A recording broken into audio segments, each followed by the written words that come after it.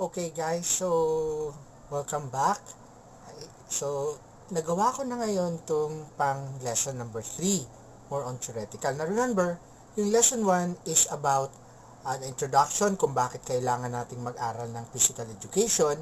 Na-discuss natin about nutrition and how metabolism and digestion works. So, para ma-improve o ma-develop ang ating mga katawan. Then, lesson 2 is the different external factors that may affect our physical body, like alcoholic drinks, we have cigarettes or tobacco, and the effects of drugs in the body. Now, okay, so more on physical, yung mga na-discuss natin. But, there is still another factor that is important for you to understand. Okay, and sa panahon natin, lalo siyang lumalaki, mas nagiging issue na siya, which is social and mental health. Okay. Now, okay, iba ang mental health sa mental illness. Pag sinabi mo kasing mental illness, may diferensya na yan sa pag-iisip. Yung tinatawag natin, mga nababaliw na o nasisiraan ng bait. Ang mental health, okay, if we will try to define mental health, okay, mental health includes our emotional, psychological, and social well-being. Okay, it affects how we think, how we feel, and act. It also helps determine how we handle stress, related to others, or relate to others, and make choices. Mental health is important at every stage of life, from childhood and adolescence through adulthood. So, sinasabi dito, sa definition natin, when you talk about mental health, we're talking about emotion. Okay? Yung mental health mo, okay, is affected by your emotion. Okay? So, maaari kang magkaroon ng anxiety, maaari magkaroon ka ng depression. Okay? It also affects your psychological, the way you think, your behavior, your attitude, okay? Social well-being, how you relate with others. So, yan mga iba't yung factors there, emotional, psychological, and well-being pertains to a mental health. If you have stable emotion, okay, a sound mind or psyche, and you have a good social well-being, social interaction, social connection, you know how to connect with other people, then you have a good and healthy mental health. Okay? Pag medyo sumablay na to, then you have mental health problems. Okay? Yung mga emotion na to, the way you think, the way you feel, the way you interact with other people, okay, affects, okay, paano ka ngayon mag-isip? Kung malungkot ka, okay, or masaya ka, ganun ka, it affects how you feel. For example, if you are sad, if you are angry, okay, you really cannot think straight. If you are happy, and then parang positive yung mga pag-iisip mo, then you can think a little clearer. Okay, how you act, o paano ka kumilos, paano ka mag-communicate sa ibang tao. Okay, so dito ngayon, okay, anong mga factor na maaaring maka-apekto dito? The way you handle stress. The way you handle stress. Okay? And how you relate to others. Okay? Paano ka ba makipagkapwa-tao? Paano ka ba mag-communicate sa ibang tao?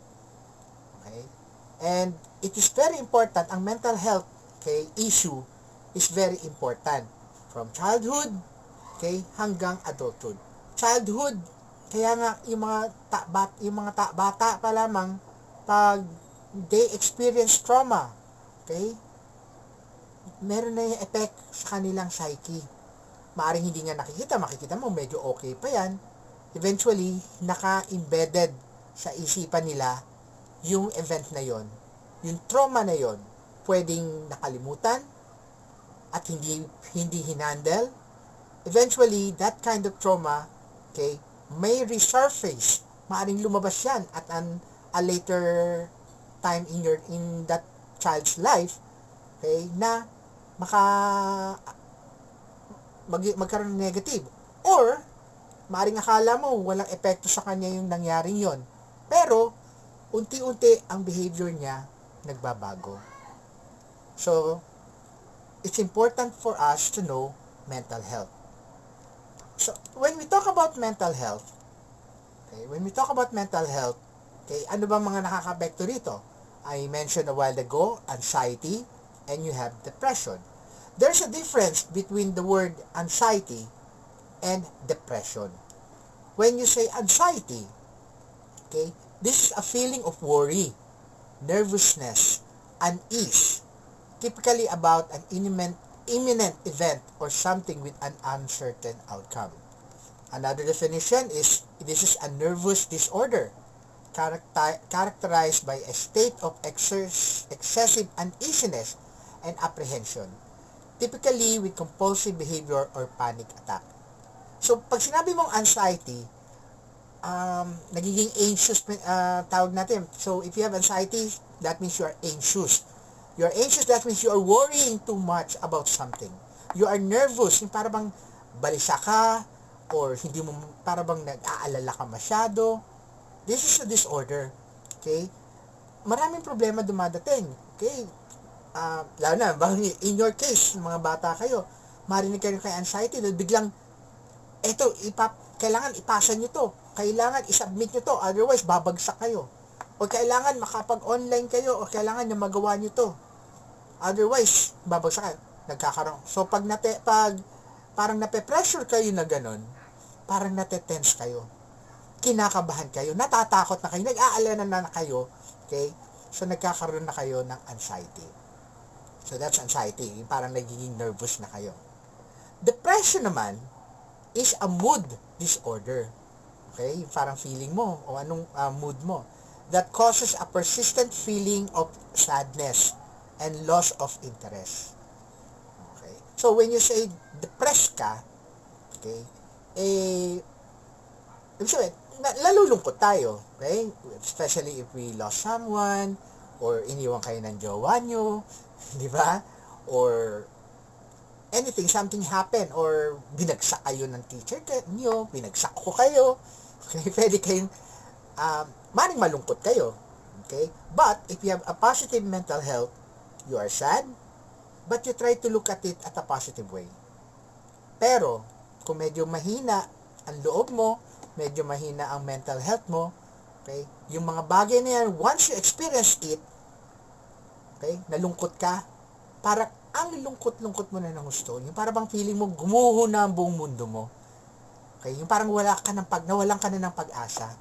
Okay, this pertains to the loss of hope and everything. Okay, major depression naman, disorder or clinical depression, if it affects how you feel, think, and behave, and can lead to a variety of emotional and physical problem. So, ano ba maaaring maging epekto ng depression? Okay, so, yung iba, hindi na kumakain, hindi na natutulog, gusto na lang nag-iisa, gusto sa madilim lang, ayaw nang may nakakasalamuha, ayaw na nakikipag-usap. Okay, so, if you have this kind of behavior, it affects, okay, your emotional factor. Okay, and then, hindi nga kumakain, hindi ka natutulog. Okay, so, nakaka-apekto rin yan sa inyong physical problem. Okay. So, there are many factors, okay, that contribute to mental health problems. Okay. So, what are they? Biological factors such as genes, or brain chemistry. Okay. Sabi nila, yung pagkabaliw daw ay namamana. That is true. Kasi, yung genes na yon, that means parang mahina. May genes siya na nagpapahina ng kanyang mental faculty. Na yun ang pwedeng maipasa. So, that's biological. Okay? Ibig sabihin, walang epektos, walang nangyayari masyado sa kanya. Okay? Basta bigla na lang nagtitrigger yung mga ganyang factors. Yung ganyang mental health problem. Okay? So, it's more on biological. Pwedeng namana mo. Okay? Or, okay, something happened to your brain. Lalo na kapag halimbawa kayo ay gumagamit ng mga kung ano-anong substance or abuse of substance like in drugs or anything. So, those are biological factors, okay, na nakakaapekto sa katawan natin. So, nagkaroon ng problem sa brain chemistry natin. Yung how your brain works. So, that may lead to mental problem.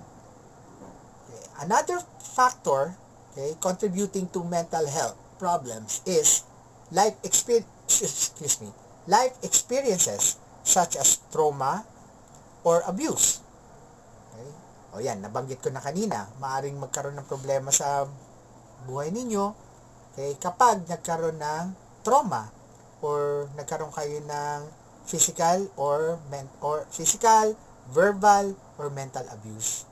Inaabuso kayo, sinasaktan kayo, naka-experience kayo. Life experiences. Okay? If you do not perceive it, you do not learn to control your emotion, this may lead to mental health problems. Okay? And then, of course, you have your family history of mental health problems. So, at babalik tayo dito. So, kung yung una, genes, pwede mong manahin, ito sinasabi na, kaya ka nagkaroon ng mental problem, kasi nasa family ninyo yun. It's already in your genes. Yan. So, okay, sino ba dyan ng mga lahi ng mga medyo nababaliw na dyan? Okay. Under different studies, meron tayong mga key findings. Okay? Ano mga sinasabi? Adults with no friends, ouch, are the worst off psychologically.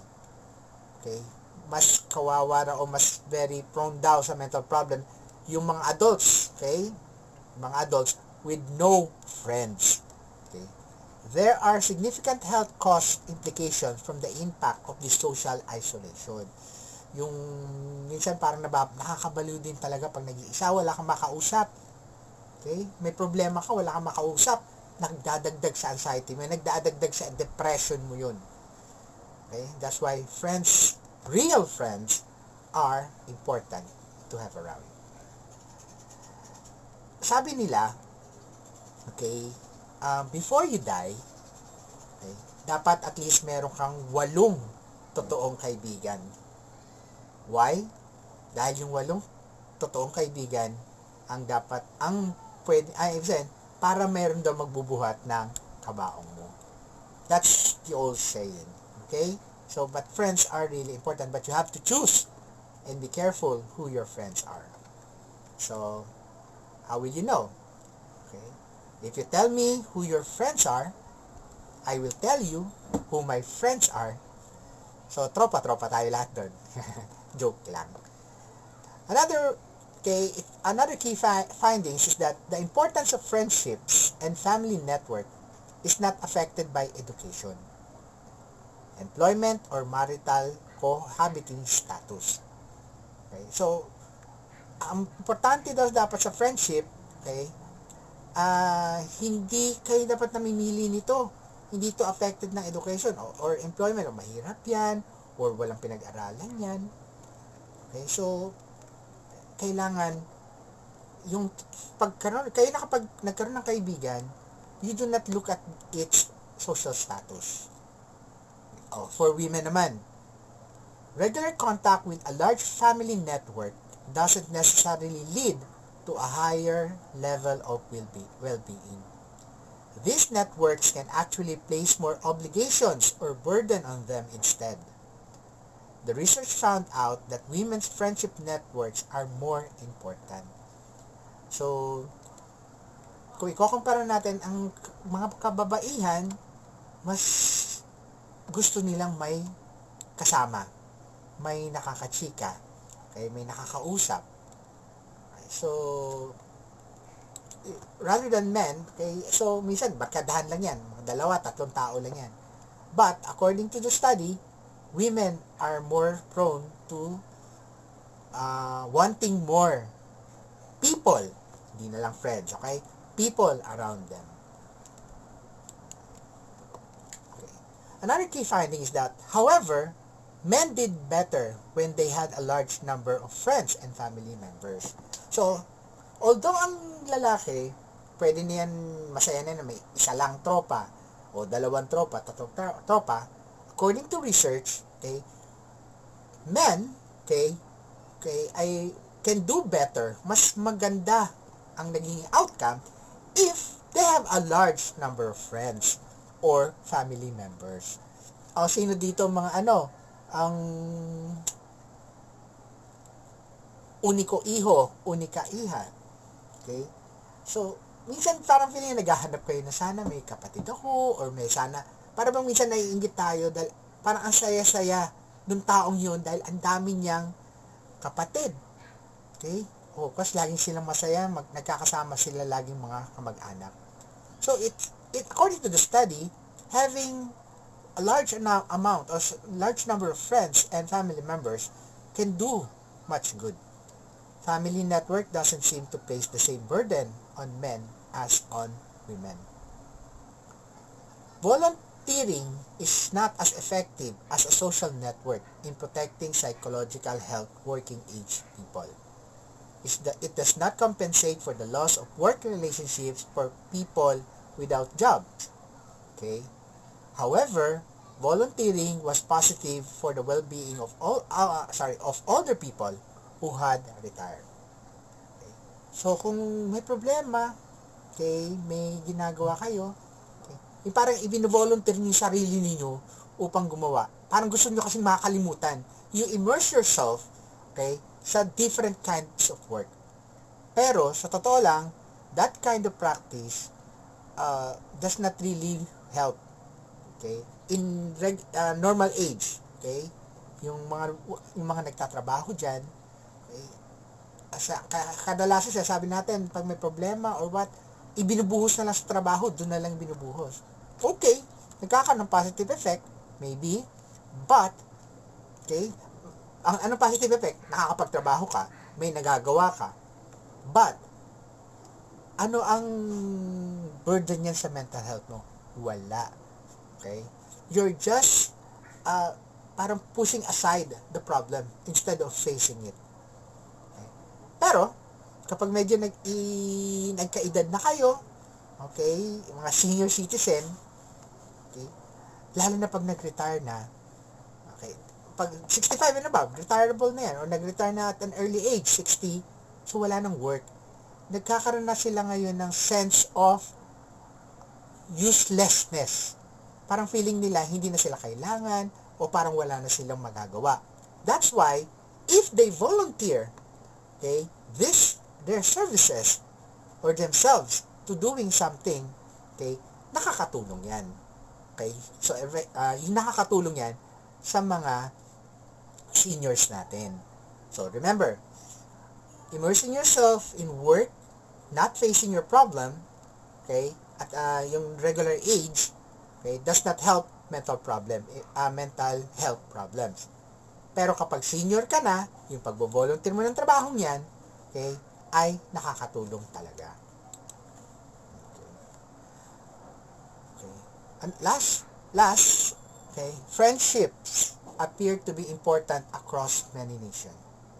A French study showed that having no social exchange with neighbors has a large negative impact on men's and women's quality of life. This found out that people physically isolated from their friends who maintained well-being did so by establishing relationship with their neighbors instead. Meron ba kayong good relation ng mga kapitbahay ninyo? It helps your mental health, your mental security, kung meron kayong understanding o meron kayong good relation with your neighbors, mga kapitbahay mo, maganda relationship mo. Number one, masaya ka. Lalabas ka lamang, you have see these people, nakakachika mo sila, you get to share information, experiences, you get to have people to talk to. Pero kapag pag hindi ka nakikipagkaibigan, that means you are isolating yourself. nag-iisa ka lang. Kaya sabihin mo na sa bahay ka, mga mag-anak mo, kayo lang. Okay? So, hindi magandang attitude yun. Okay? Hindi magandang attitude yun. Okay? Pangalawa, sabihin natin, may mga kaibigan kayo. O, sa panahon natin ngayon, may pandemic, bawal maglayas, bawal umalis, bawal pumunta kung saan-saan. O, bawal dumalo sa mga kamag-anak mo. So, isolated ka. So, sino nang, hindi ka pwedeng lumayo. So, sino makakausap mo? O, di yung mga neighbors mo. So, pero kung hindi ka naman, if you do not have a good relation with your neighbors, isolated ka. Wala kang nakakausap. And in case of emergency, okay, let's hope, okay, these neighbors, yung mga kapitbahay mo, na hindi mo kinakausap o wala kang good relation, will still help out. Pero if you have good relation, okay, with them, parang may sense of security ka. Bakit? Because you know these people around you, your neighbors, have your back. Pwede ka nilang matulungan, pwede ka nilang nababantayan. Okay? In case of emergencies, okay, these are the people can help you out. So, mentally, okay, parang medyo may positive outlook ka, parang meron kang positive security.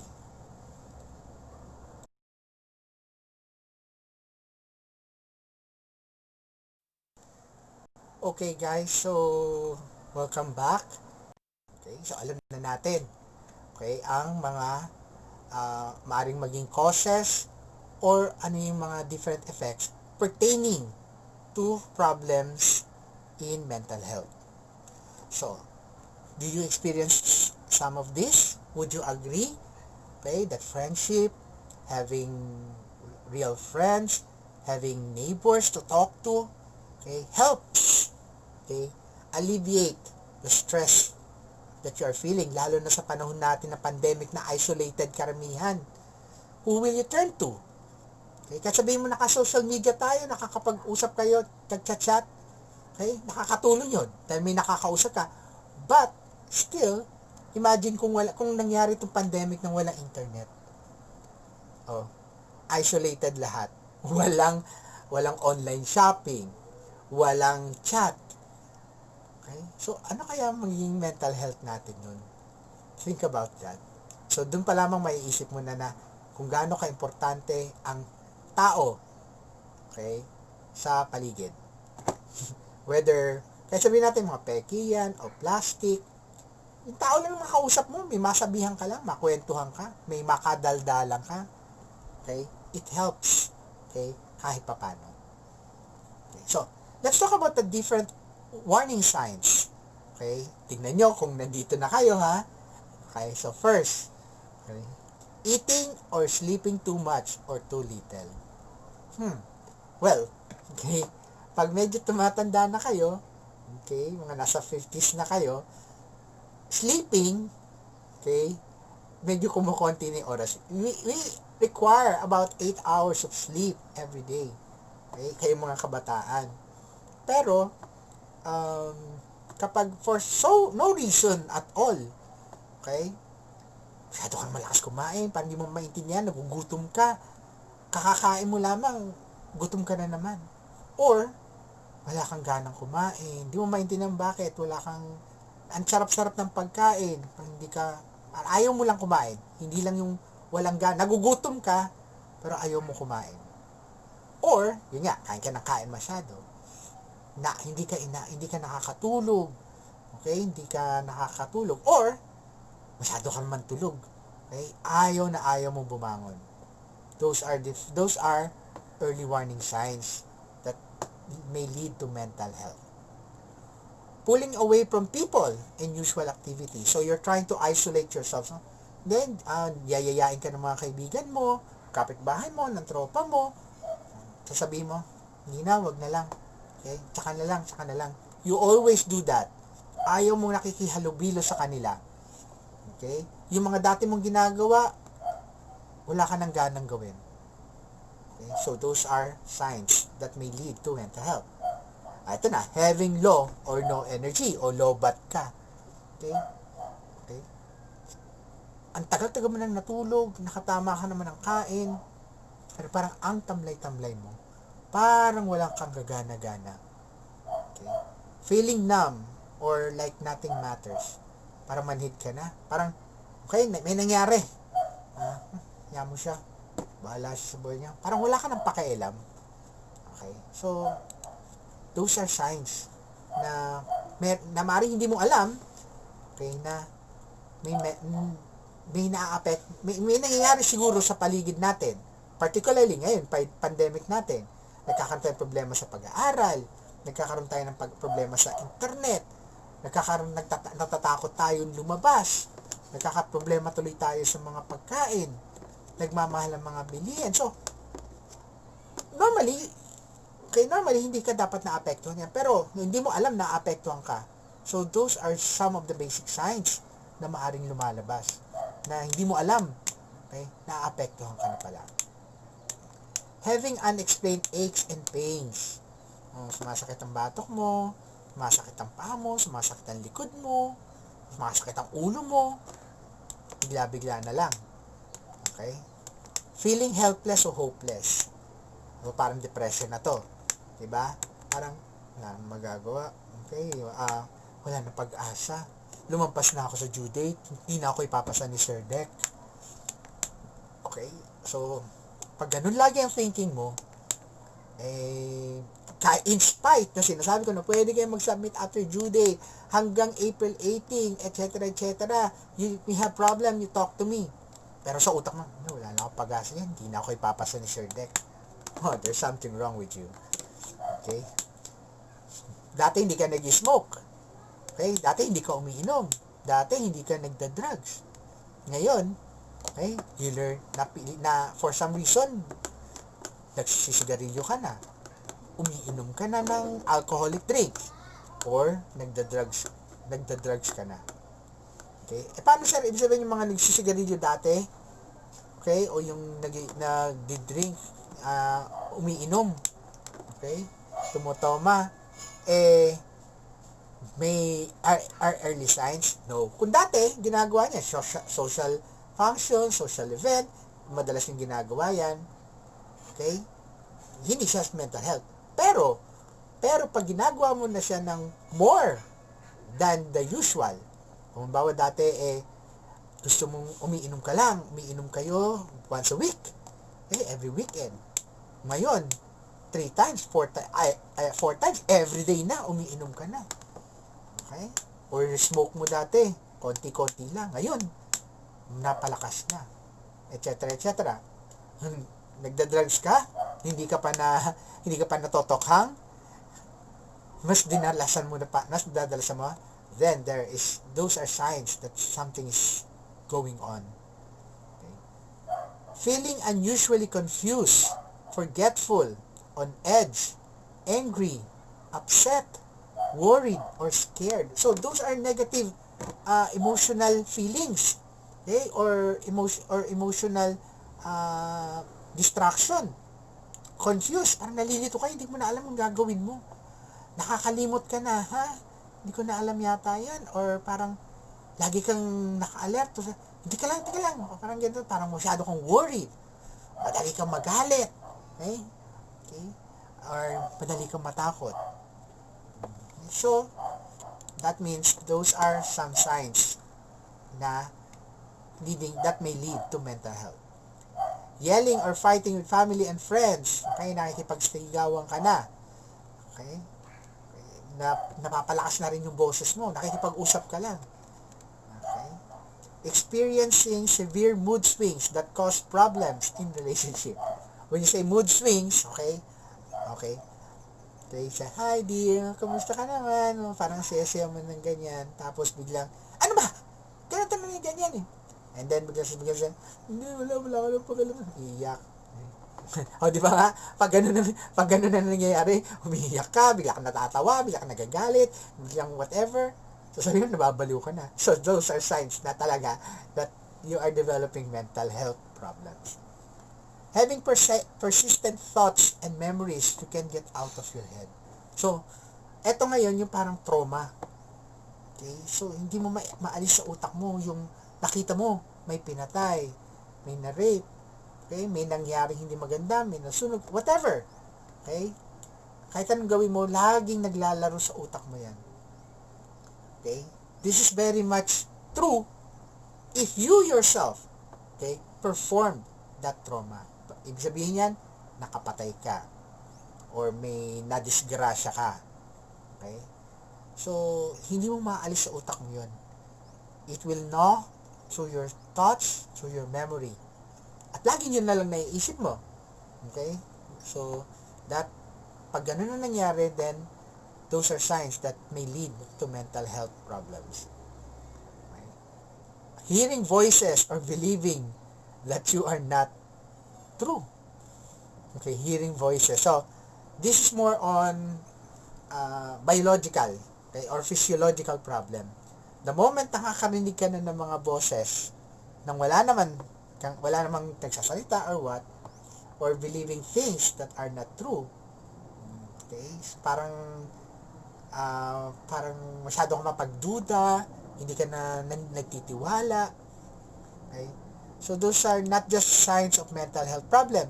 Those are signs of schizophrenia.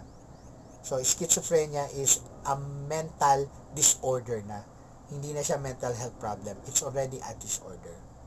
Okay? Pero pag may narinig ka, sabi kasi parang may sinasabi ng boses, may nagsasalita sa akin pero hindi ko nakikita. Nako, delikado na yan. Okay? Okay? Ilalagay ko na ba dito yung number sa mental hospital after? Okay? Baka mamaya, pagkatapos nyo mapanood tong video na to, tumawag na kayo dun. Okay? So, we still have 2 more. Thinking of harming yourself or others. Let's see. I'm just trying to say, okay, ibig sabihin, okay, eto nga, gusto mo nang mamatay. Okay, gusto mong saktan yung sarili mo. Bakit mo sinasapak yung pader? Sinasapak yung puno. Nagdudugo na nga yung kamay mo.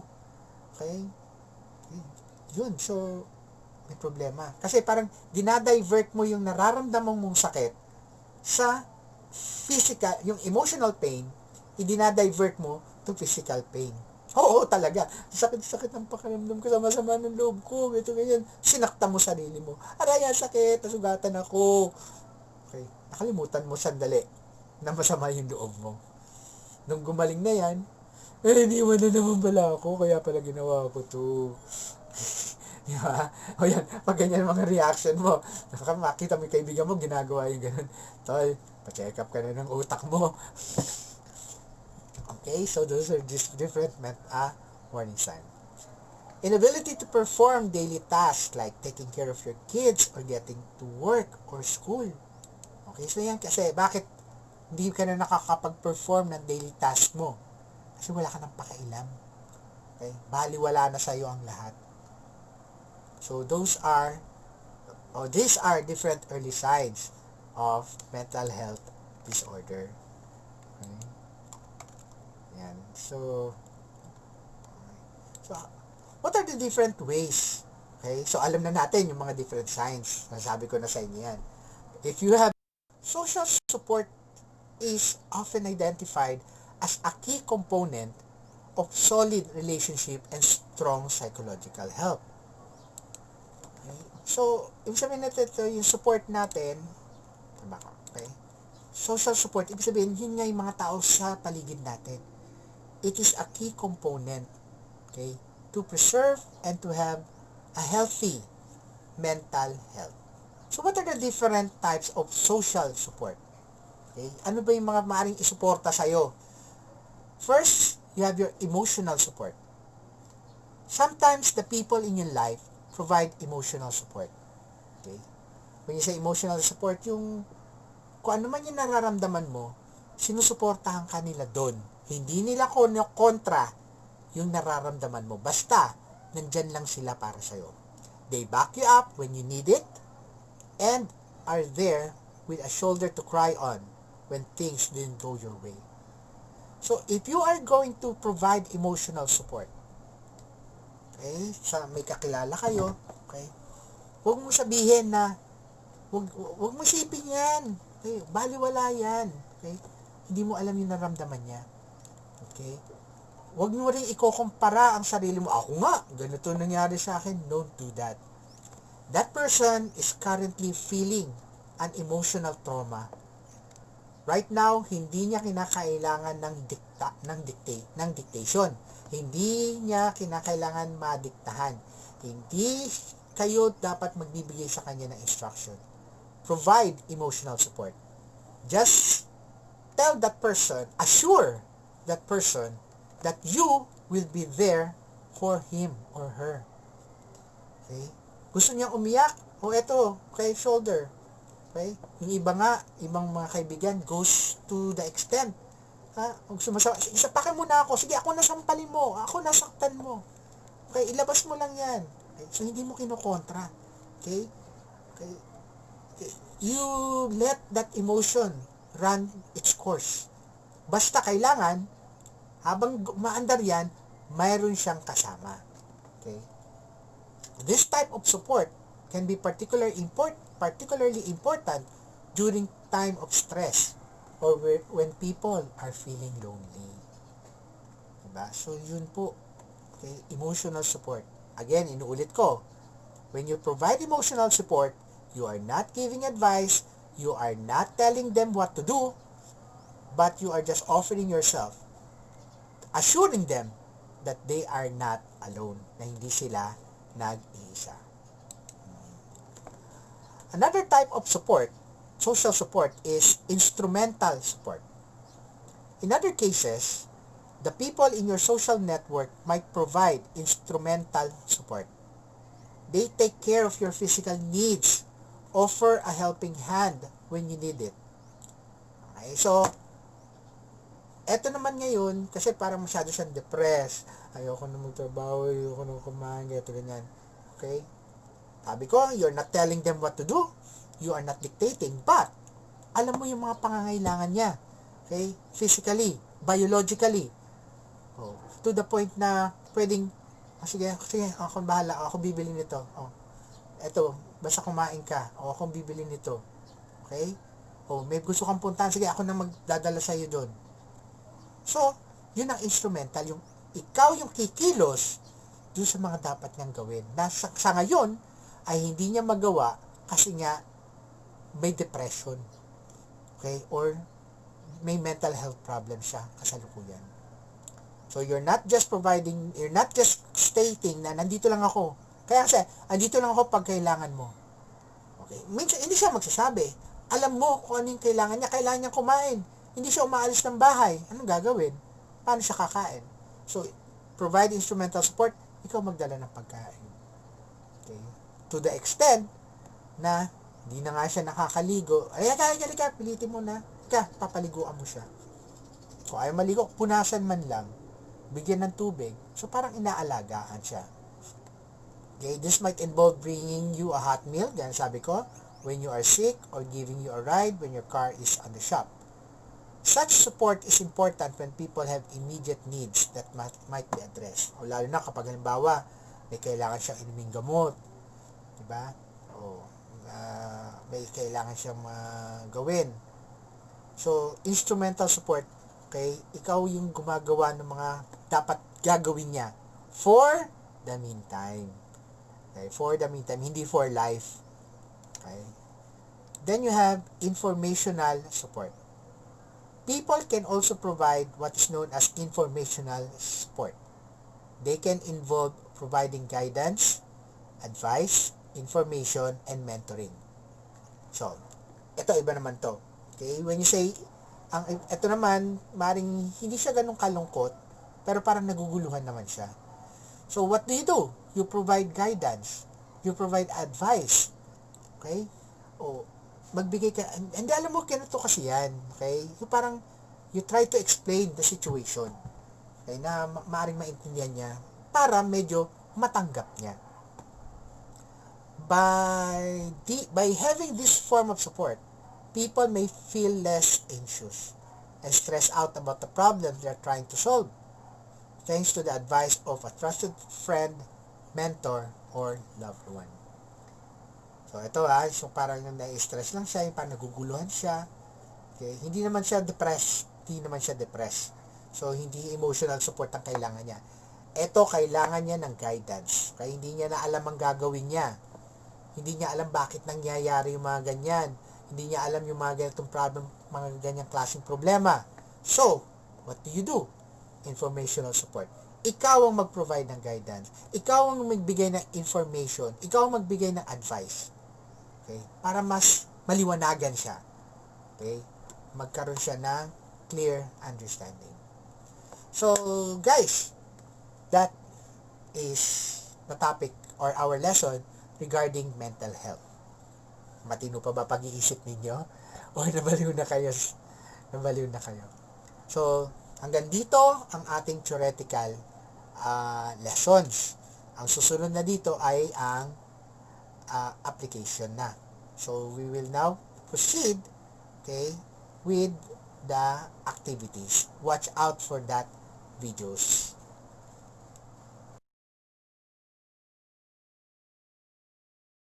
Social support is often